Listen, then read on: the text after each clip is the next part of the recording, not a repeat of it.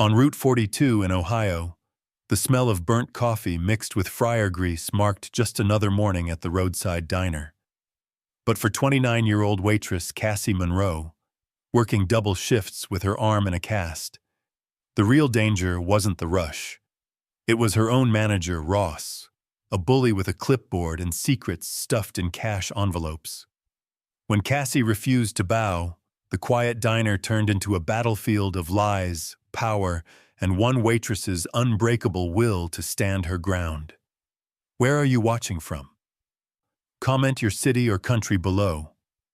What if the worst morning of your life began with the smell of burned coffee and someone twice your size trying to knock you off your feet?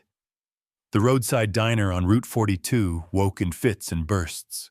Neon buzz, vent fans coughing, a bell over the door jangling like a cheap charm bracelet.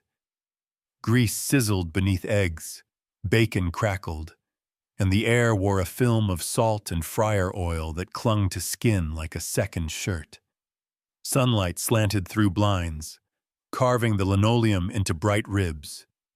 Coffee pots hissed, pie domes winked, and the chrome edges of everything reflected 100 broken versions of the room. It was Ohio cold outside, the kind that bit knuckles when the door opened, and every time the wind came in it brought truck stop chill and a drift of dead leaves. Cassie Monroe moved through it like she owned the map of the floor. Table 9 first, because Mr. Baylor hated lukewarm coffee, then counter refills, then the corner booth where the commuter couple split a Denver omelet every Thursday. 29. Hair knotted into a practical bun, her left arm inside a white fiberglass cast that ran from wrist to elbow like a bad decision. She balanced plates along her good forearm, fingers braced under hot ceramic, hips angling to dodge elbows and children and a contractor's tool belt. The cast forced her to rotate her shoulders a little more, to pivot from the waist. It made her movements look like choreography, tight, precise, stubbornly graceful. The uniform was scratchy polyester that smelled faintly of lemon cleaner and onion rings. The shoes were non-slip, scuffed, baptized in 1,000 spills. The name tag, Cassie, was a rectangle of red plastic that caught the light when she turned. She had an extra pad in her apron pocket, a spare pen, and the kind of memory that could hold 6 orders and a whole other life at the same time. To Sunnyside, wheat toast, side of truth, one of the regulars joked, and she smiled without slowing. The grill popped. The radio near the prep station mumbled an old country song no one had requested. She could count the seconds until the short-order cook would shout up for hands. 3, 2, hands! Jimmy barked. She pivoted, cast tucked, right hand sliding plates to her forearm, a cup nested in the empty space near her elbow. Steam fogged her face for a heartbeat. She moved. The bell chimed again. The door let in more cold. She didn't look. She knew the rhythm here better than she knew any highway. The manager appeared like a bad mood with a name tag. Ross had the shoulders of a linebacker and the gaze of a bailiff, heavy, always counting. He carried a clipboard like it was a cudgel. His tie was too tight for a man who never lifted plates. He smelled of aftershave and impatience. Ross walked the line not to help, but to find fault, to tally it, to carry it like debt. Cassie slid past him with 3 plates and a pot of coffee. He didn't step aside. He angled into her path, shoulder forward, like a man testing a fence. The bump was deliberate. The plates rattled. Coffee tilted toward the rim. The cast met his elbow with a cold tap. She steadied the tray with her hip and forearm and looked up. Not angry, not frightened, just level. The room hummed around them, forks on ceramic, a kid's laughter, the grill spitting fat like rain on a tin roof. The moment sharpened to a small, hard point. "Watch it," she said. 2 words, even. A boundary drawn with a steak knife. Ross's smile didn't reach his eyes. He took a fractional breath, the kind men take before they choose whether to be petty or cruel. She didn't blink. The coffee stopped rippling. Behind her, Jimmy slid pancakes onto a plate with a slap. The clock above the register coughed forward to 7:03 a.m. Cassie moved on. Table 12 first, syrup bottle wiped. Plates delivered to the right side. Coffee refreshed with a hand she kept steady because spilling was money, and money was rent, and rent was the difference between quiet nights and the gnawing rustle of worry. She felt her cast itch under the cotton sleeve. She wanted to scratch. She didn't. She smiled instead, the one that got a better tip and stopped a complaint before it formed. She wrote a note on the ticket pad to remind herself. Verify payout from last night. The numbers didn't sing right. 3 hours into the rush, the diner swelled to capacity, a living organism of hunger and habit. Semis growled past the window, dragging their own weather. A woman at the counter twisted a paper napkin into a ribbon while she waited for a call. A teenage busser stacked glasses with the terrified delicacy of a boy who'd broken too many. Cassie navigated through it all, the cast turning her into a left-handed sailor steering through chop. She loved the puzzle of it, the way everything clicked when she got it right, the private arithmetic of heat and time and people. Every now and then her gaze skimmed the register. The drawer stuck lately. The pry marks along the lock weren't there a month ago. The tip share sheet had new handwriting in the margin. Things were off by small degrees, like a picture leaning in a hallway. She noticed. Noticing had kept her alive through rougher stretches than a broken arm and a bad manager. Ross found reasons to circle her. A mistake circled twice in red. A complaint no one had voiced. He docked a half hour for a break she hadn't taken, told her to cover Section 3 because Quinn called out, then frowned when she covered Section 3 and Table 5 complained about cold hash browns. He was the kind of man who moved the goalposts and then charged you for missing. Cassie kept her jaw loose and her hands sure. She pushed the coffee down the line, kept the eggs moving, slipped a free refill to the night shift nurse with the gray circles under her eyes, because mercy was a kind of interest that came back around. She wiped the sugar caddy with a quick, practiced twist of the rag. The rag smelled of bleach. The bleach smelled like someone trying to erase a story already written into the grout. When the lull finally came, 10 minutes where the diner exhaled and the heat lamps hummed like bees, Cassie stood at the server station and rolled her right shoulder to unknot it. She looked through the pass window at Jimmy. He arched an eyebrow. She answered with a lift of her chin. They both knew how mornings like this hardened or broke people, and how she refused to be either. The bell over the door jangled again. A gust lifted paper checks from the spike and fluttered them like pale fish. The new arrival didn't speak. Cassie didn't look up yet. She was counting creamer cups into the caddy, thinking of the register that stuck, the numbers that hummed wrong, the cast that would come off in 2 weeks if the doctor liked the X-ray. She was thinking about how fairness didn't arrive by itself, how sometimes you had to make space for it with the width of your shoulders. She turned, and there was Ross again, filling the aisle. Clipboard tilted like a shield.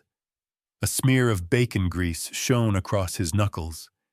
He stood closer than polite. He smelled like authority gone stale. He stepped into her path a second time, a little harder, like a man pressing a point.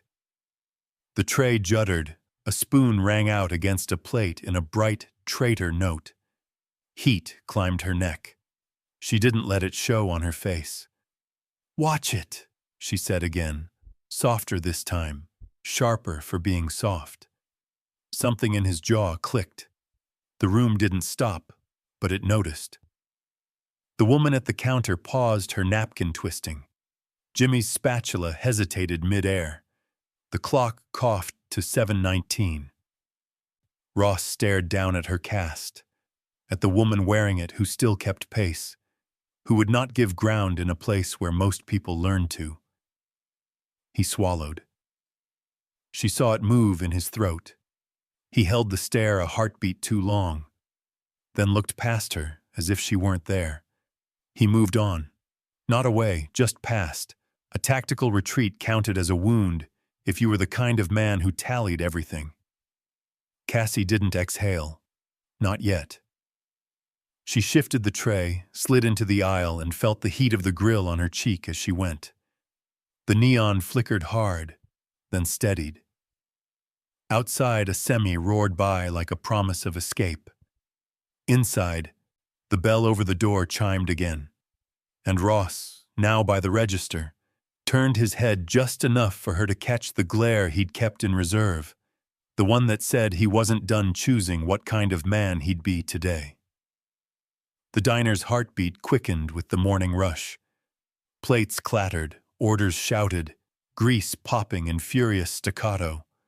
The smell of bacon fat and burnt toast hung thick as Cassie darted between tables, her casted arm tucked close but never slowing her down.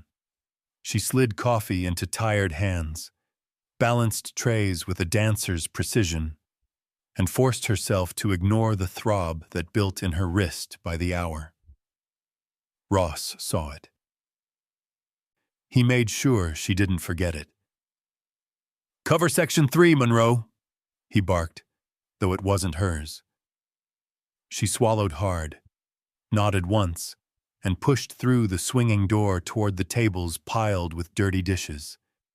Plates smeared with syrup and yolk stacked high, glasses sticky with pulp.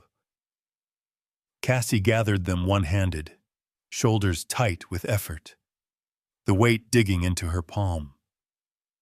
She didn't complain. Complaining cost tips. Complaining gave Ross ammunition. But when she brought the load back, he was waiting by the register, his voice low enough for her alone. "You're clocked out for that break you took." Her head snapped up. "Break," she said, the single word sharp. "I haven't—" "You heard me." His grin was practiced cruelty, the kind that knew nobody else was listening. She squared her shoulders, chest rising. "You know that's not right." For a breath, silence stretched, charged and dangerous. Then he turned away, as if she hadn't spoken, scribbling on his clipboard like she was a smudge on the page. Cassie exhaled, the air rattling out of her chest. She went back to the floor, jaw tight, but she noticed eyes on her.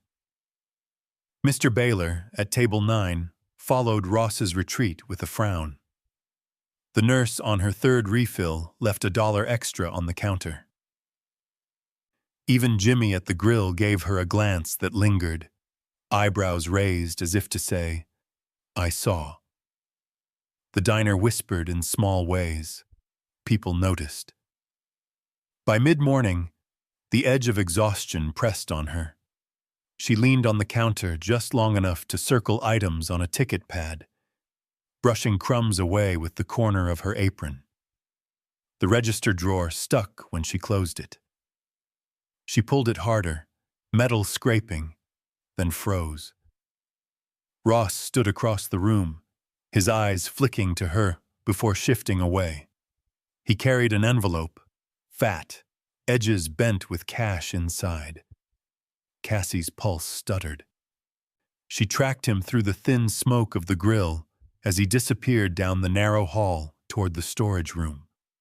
The door swung once, then sealed shut. She kept her expression blank, pouring coffee for a table of truckers as though her stomach wasn't tightening. She smiled at their jokes, laughed at the one about pancakes heavier than steel, but her thoughts raced faster than the bell over the door. Ross wasn't just cruel, he was hiding something.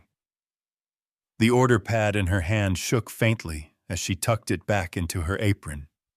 She didn't know what she would do yet, but she knew this.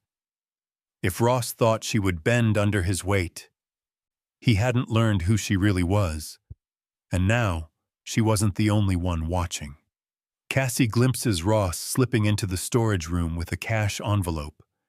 The lull between breakfast and lunch was supposed to bring relief, a quieter rhythm of clinking silverware, fewer orders to juggle.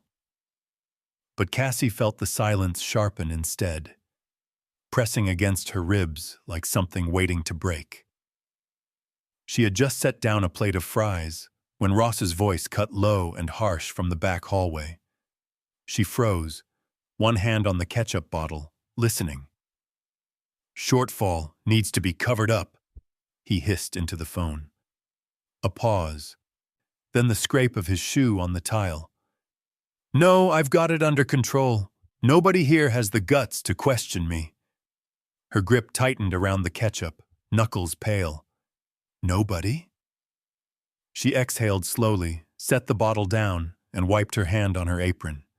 His words looped in her head, sticky and dangerous. Covering something up. What shortfall? Whose money? Cassie moved back toward the counter, but her eyes weren't on the orders anymore. They went straight to the register. The drawer had stuck again that morning, same as yesterday, like it was swollen with secrets. She glanced toward the hall. Ross was still out of sight. That's when she saw it. A pinhole in the corner, small but sharp against the wall near the register. Her breath caught.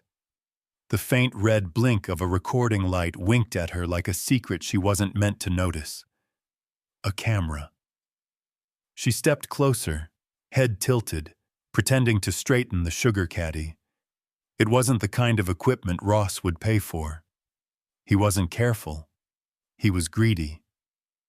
So who put it there? Cassie's lips parted, a whisper slipping out before she could stop it. Ross wouldn't install that. So who did? Her chest buzzed with a nervous energy, the same charge she felt as a kid before stepping onto the stage for a school recital. Except now, the stakes weren't applause. They were truth. Proof. She straightened quickly as a customer asked for more creamers. With her right hand, she slid them across, her left arm aching under the cast.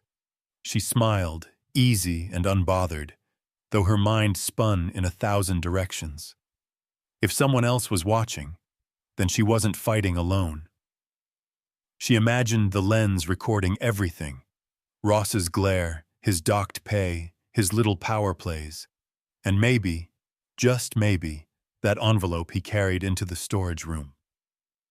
Cassie tucked her order pad into her apron, steadied her tray, and let a small smile tug at the corner of her mouth. For the first time in weeks, she felt the balance shift, even if only by an inch. Someone else knew, someone else was keeping track. And Ross, arrogant, careless Ross, had no idea. Cassie smiles faintly, realizing someone else might be watching the truth unfold. By the time noon rolled around, the diner exhaled into a slower hum. The rush had thinned, leaving behind scattered plates, a jukebox whispering old rock tunes, and sunlight falling in tired stripes across the linoleum. Cassie used the break in chaos to wipe down booths, her cast bumping against the table edges in awkward rhythm. In the corner, as always, sat the older man, Mr. Howard, a quiet fixture in the diner, dressed in a worn gray suit jacket with a newspaper folded neatly in front of him. He wasn't like the other regulars. No idle gossip, no booming laugh. Just a steady presence, his eyes sharp above the rim of his glasses, observing more than he let on. Cassie had noticed the way he lingered, how he always seemed to be there when Ross barked, when things tilted unfair. Today, she decided to bridge the silence. Carrying a fresh pot of coffee, she paused by his table. "Top you off?" she asked. He nodded once, folding his paper. "Thank you." His voice was calm, weighted with the kind of patience you only heard from people who weren't rushing anywhere. Cassie poured, careful not to spill, then surprised herself by adding, "This place could run better, you know. Doesn't have to feel like walking on glass all the time." Howard studied her, the steam from the coffee curling between them. His gaze wasn't intrusive, but it was knowing. He gave a small nod, like he'd been waiting for her to say it out loud. "Not many have the nerve to admit that," he said. Cassie straightened, pushing stray hair back from her cheek.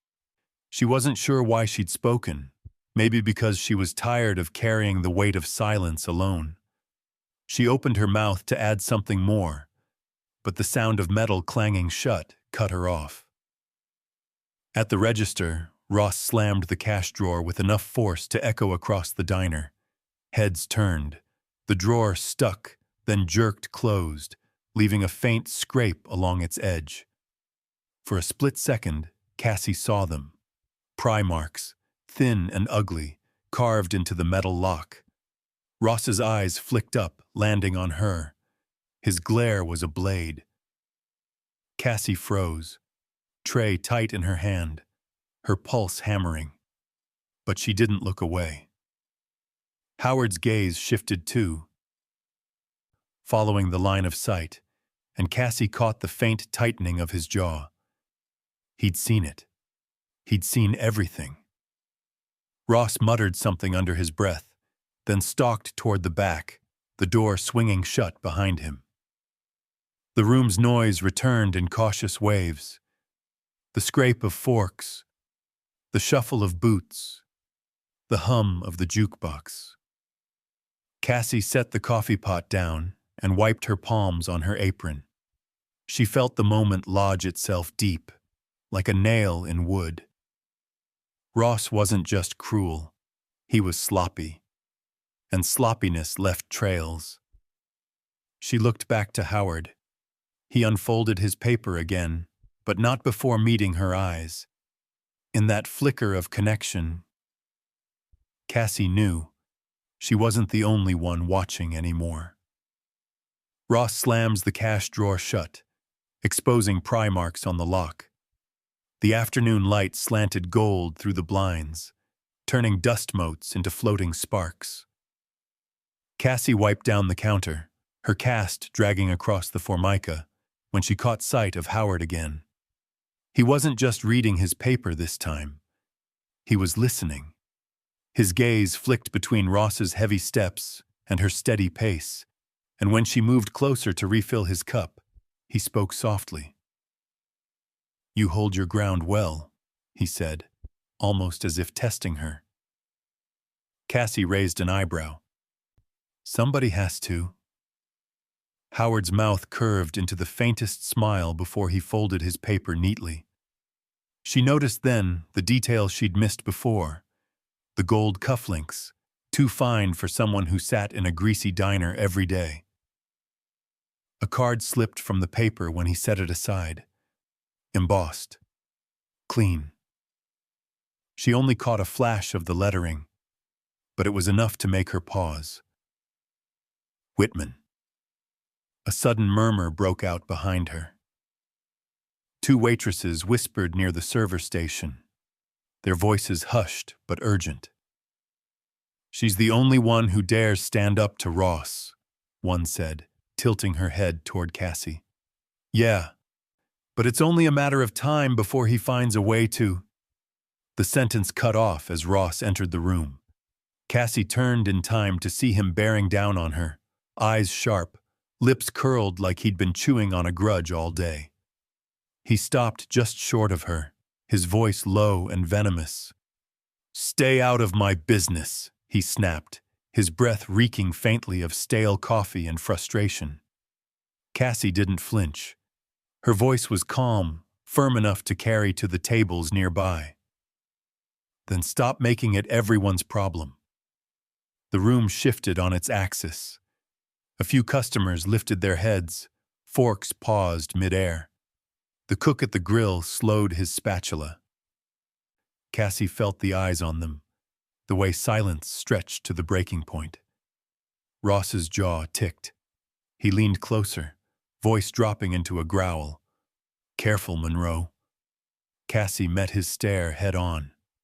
Her pulse thundered, but her words came steady. "Maybe you should be the careful one."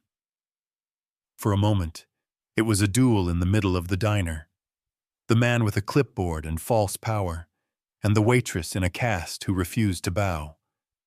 Then Ross turned sharply, muttering under his breath as he stormed toward the back. The tension leaked out of the room in uneasy whispers, but Cassie felt the weight of it still pressing on her chest. Howard sat in his corner, his paper folded once again, his eyes steady on hers. He didn't speak, but the look said enough. He had seen everything. Cassie wiped the counter slowly, her hand trembling against the rag.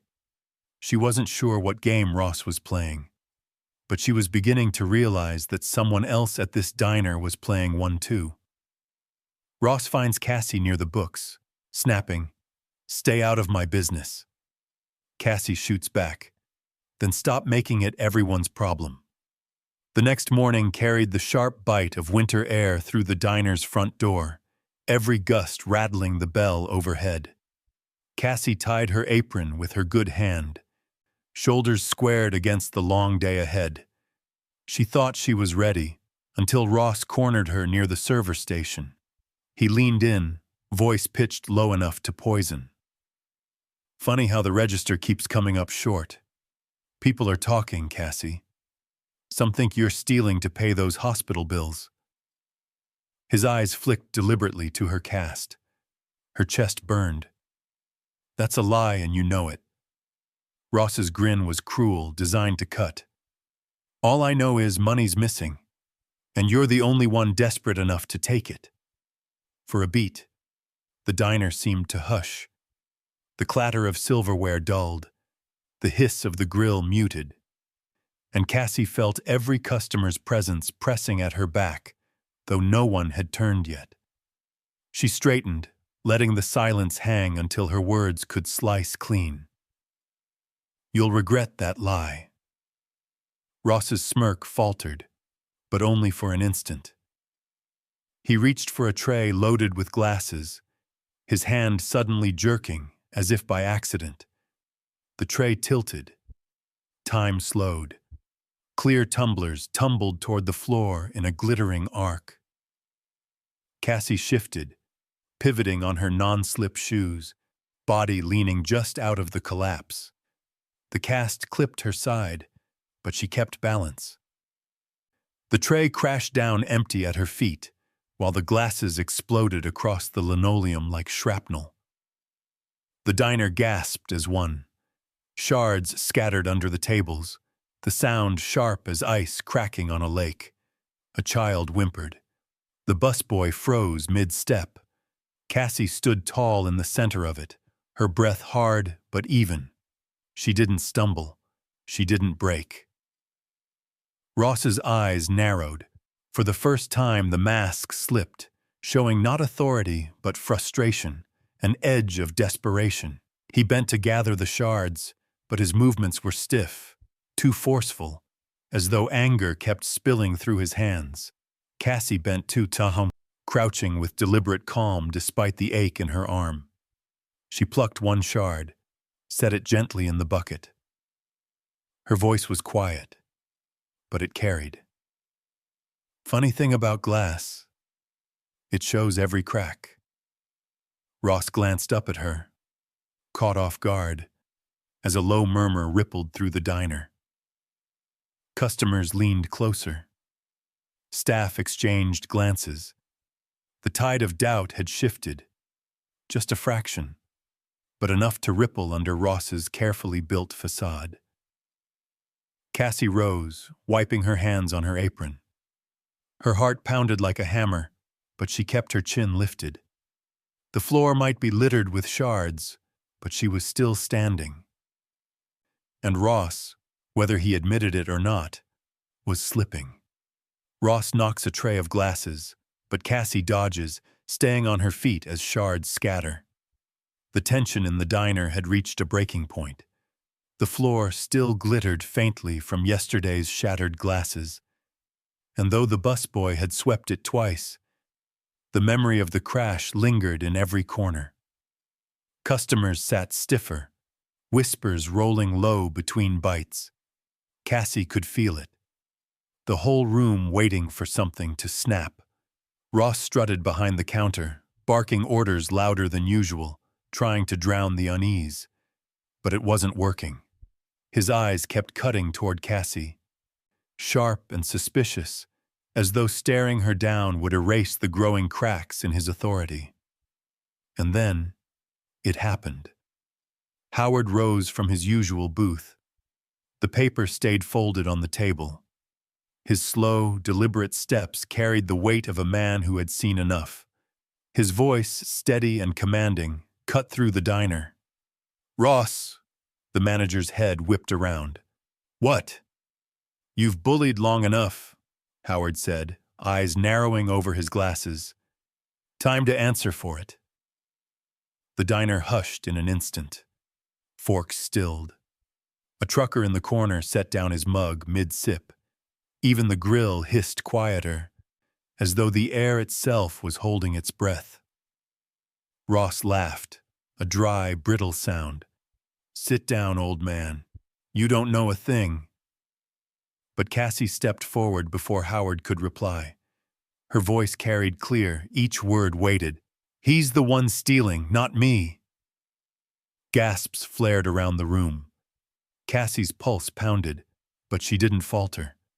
She looked straight at Ross, her casted arm cradled against her side, her eyes bright with something fiercer than fear. "You docked my pay, you lied about breaks, and you've been skimming from the register.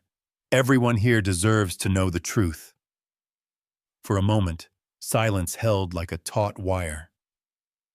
Then the weight shifted. The staff's eyes widened, customers leaned forward, and the tide of suspicion no longer pointed at her. Ross's face drained of color. He sputtered, searching for words, but Howard moved closer, his voice like steel now. "Enough!" He reached into his jacket, pulling out a slim leather wallet. With one motion, he flipped it open to reveal an embossed business ID. His name glared from the card in bold letters. Howard Whitman, owner. A collective gasp rolled through the diner. Ross staggered back a step. You're the real owner," Howard finished coldly. "And I've been watching." Cassie exhaled, slow and steady, her heart racing in her chest. Around them, the staff exchanged looks of shock and relief. Customers whispered, some shaking their heads, some smiling faintly, as though justice had just cracked open the ceiling. Ross stood frozen, clipboard clutched uselessly in his hand. For the first time, his authority evaporated in plain sight. And Cassie, standing there with her cast, her apron streaked with grease, her chin lifted, knew she had finally turned the spotlight where it belonged.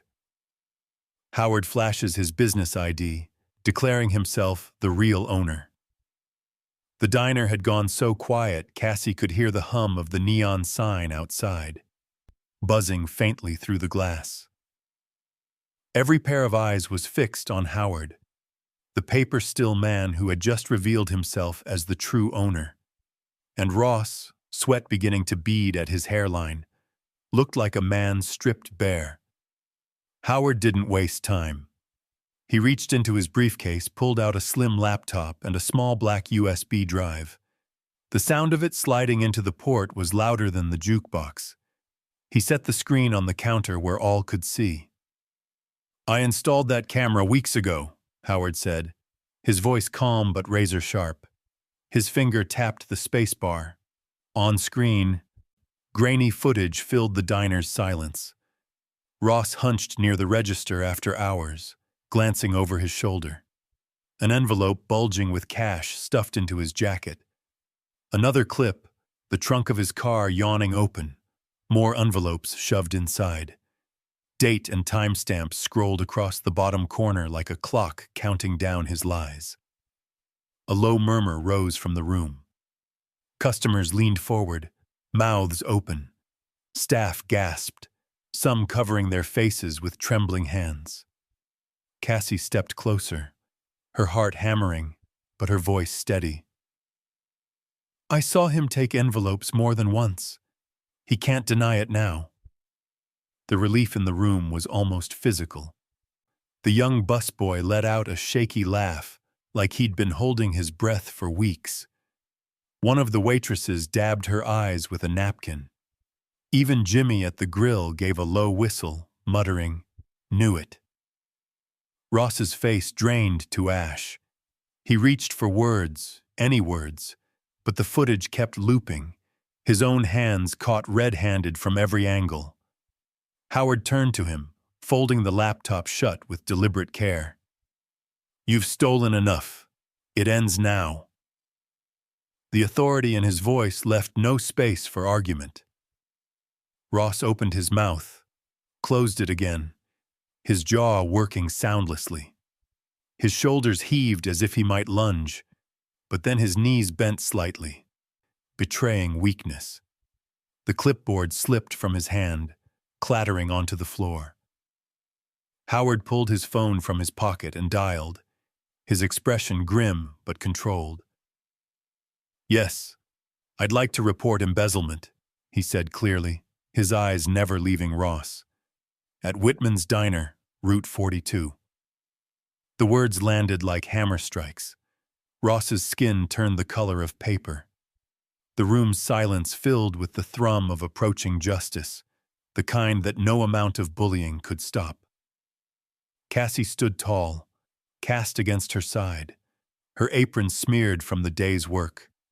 For weeks she had carried the weight alone, doubting if anyone would ever see. And now, here in the very place Ross thought untouchable, truth spilled into the open, undeniable. Around her, the staff straightened, shoulders lighter, eyes shining. Customers exchanged looks of satisfaction. Some even clapped softly, as though the first act of justice had already arrived. And Ross? His face crumpled, color draining further as the reality of handcuffs loomed closer with every second. Howard dials the police, Ross's face draining of color. The sirens arrived first. Thin wails carried through the cracked windows, cutting across the winter air. Conversation in the diner stilled. By the time the patrol car lights strobed red and blue against the blinds, the entire room was holding its breath. 2 officers stepped inside, boots heavy on the linoleum. The air smelled suddenly of cold leather and winter wind. Howard met them at the door, calm and certain, handing over the USB drive like a sealed verdict. There's your evidence, he said simply. Ross tried one last stand. This is a mistake, he stammered, his hands trembling as he fumbled for words. I was keeping it safe. You can't prove. But the laptop was already open on the counter, footage playing for all to see. Ross pocketing envelopes, shoving them into his car, every frame stamped with dates, times, and his own careless face. The officers didn't hesitate. Ross Carter, you're under arrest for embezzlement and theft. Gasps broke like waves. One officer cuffed him swiftly, the metallic snap echoing louder than any dish in the diner. Ross's eyes darted to the staff, to Cassie, to Howard. Pleading, angry, desperate all at once. But no one moved to defend him. Instead, A ripple of applause spread through the room. It started with the nurse at the counter, clapping softly. Then the truckers joined in, palms heavy on the table. Soon, the whole diner erupted, applause ringing out like thunder rolling through steel walls. Cassie stood frozen for a moment, the sound washing over her. Then her chest loosened, the air rushing out in a breath she hadn't realized she was holding. For the first time in weeks, she felt the ground steady beneath her feet. Howard turned to her, his expression softened by something warmer than authority. "You spoke up when everyone else stayed silent," he said. His words carried not just approval, but gratitude. Cassie felt her cheeks flush, though her chin stayed lifted. "Someone had to," she replied, voice steady. Howard nodded once, then continued, his tone formal enough for everyone in earshot. "This diner needs more than order takers. It needs someone who knows the value of fairness. Cassie, I want you as floor supervisor, starting today." A murmur of approval swept through the staff. The busboy grinned outright. One waitress clapped her hands together like she'd been waiting for this. Cassie blinked, caught between disbelief and pride. She'd come in just trying to survive each shift, trying to hold herself upright against Ross's weight. And now this. Recognition. Responsibility. A chance to steer the place towards something better. She exhaled again, slower this time. Not relief exactly, something sturdier. Pride. Across the room, Ross was led out in cuffs, his glare sharp but powerless. The bell above the door jangled one last time behind him, and then he was gone. Cassie adjusted her apron, her cast still heavy against her arm, but her shoulders lighter than they'd felt in months.